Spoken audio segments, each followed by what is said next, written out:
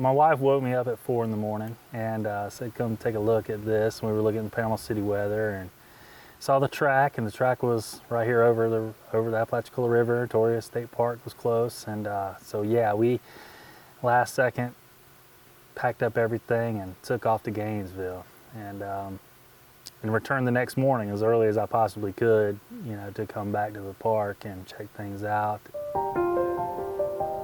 It was devastating, you know. We had 500 trees down across the road between the front entrance and the Gregory house.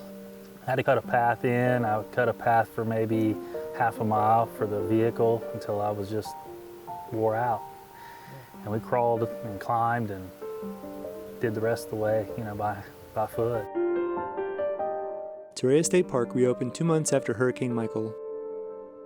Today, we look at the storm's impact on the unique ecology of the area and see how much work is left before all of the park's trails and campsites can open.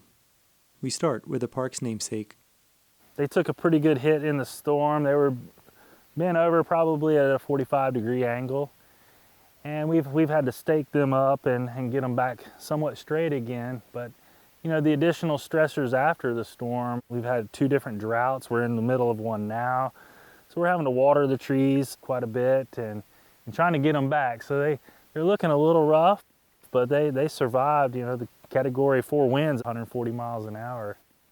Torreya trees are really only endemic to this area along the Apalachicola River, along these river bluffs and steephead ravine systems. In the park, maybe 300 to 400, and that's worldwide. This tree is very, very endangered and limited. We're really the last stronghold on Earth for the Torreya taxifolia tree. It's a tree that needs shade, and shade has been a major part of this park's ecology. This area along the Apalachicola River, on the east side of the Apalachicola River, is ravines and bluffs. And these ravines, the steephead ravines, where water seeps out of the earth and is carved out over thousands of years, these large, deep, almost crevasses to the Apalachicola River. And in the bottom of them are streams. And these streams are continually carving their way through. Well, it's caused, you know, just huge, sheer walls, you know, 80, 100 feet high or better. The elevation we're at now is over 200 feet here in the campground. So this is very unique topography for Florida. The shade and topography are home to plants and animals found nowhere else. Like the Torreya tree, ash magnolia, Florida yew, Apalachicola dusky salamander, fireback crayfish. So there's species here that are found nowhere else in the world. And it's really just a hiking destination. The challenge of these trails is what people seek. And before the hurricane, it was almost like you were in the mountains.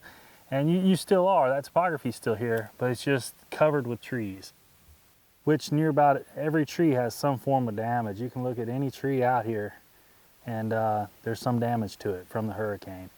You need to wear sunscreen to Torreya State Park now because there's very little shade anymore. You know, the overstory has been taken out. Only 2.5 miles out of the 14-mile trail system are currently open. And these weeds have just grown in here. But I'll take you to the end of the road.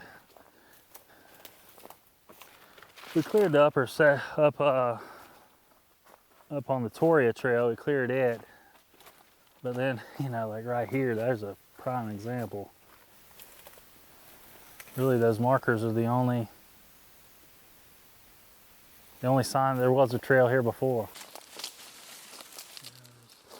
We follow the Florida Trail standards with hiking blazes on the trees, and so your hiking blazes that were once on, you know, larger trees are now on the ground. So just trying to navigate your way through this with a big saw and traipsing through this terrain and trying to get to areas that we need to cut is a huge challenge.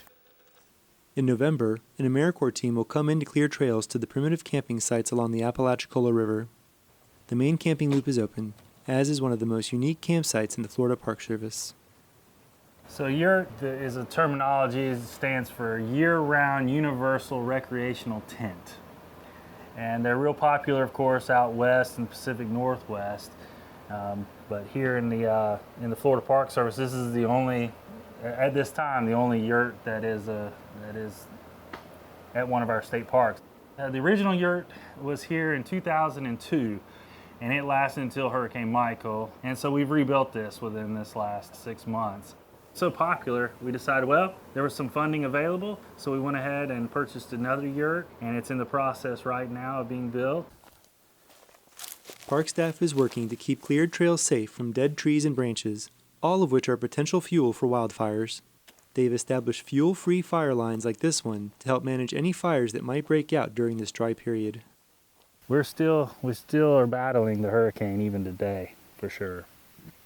It'll be probably toward the end of my lifetime where we'll probably have some sort of shaded canopy again, but it's definitely, I will never see what we had before in my lifetime. This is a unique ecosystem here at Torreya. It's one of a kind, and it's never suffered something like this in anybody's recollection. So what's to come is really anybody's guess. For WFSU, I'm Rob Diaz de Villegas.